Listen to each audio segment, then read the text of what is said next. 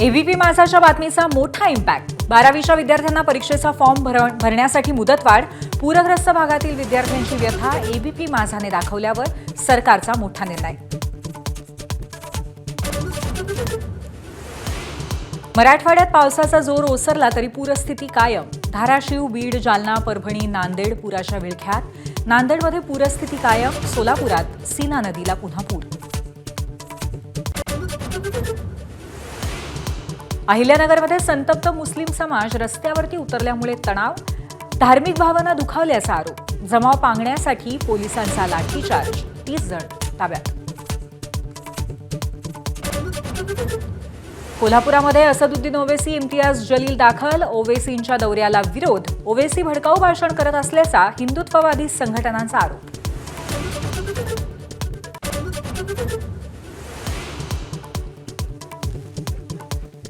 छत्रपती संभाजीनगरच्या करमाड गावात तणाव। एका धर्माच्या धर्मगुरूबाबत वादग्रस्त स्टेटस ठेवल्यामुळे तणाव। पोलिसांनी गुन्हा दाखल करण्याचं आश्वासन दिल्यानंतर जमाव शांत। सामाजिक स्वास्थ्य बिघडवण्याचं काम जाणीवपूर्वक होतंय का याचा शोध घेणार। अहिल्यानगरमधील तणावाप्रकरणी मुख्यमंत्र्यांचं वक्तव्य।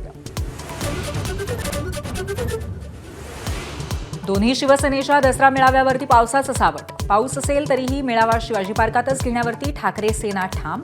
तर शिंदेंच्या शिवसेनेकडनं आझाद मैदानाशिवाय दुसऱ्या जागेची चाचपणी।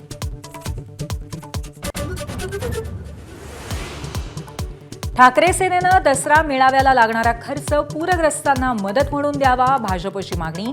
उद्धवराव आता वेळ कृती करण्याची असं म्हणत लगावला टोला।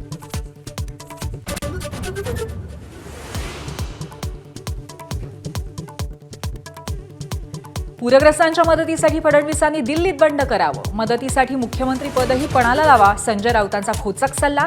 तुम्हीच बंड केलं म्हणून जनतेनं घरी बसवलं, भाजपचं प्रत्युत्तर।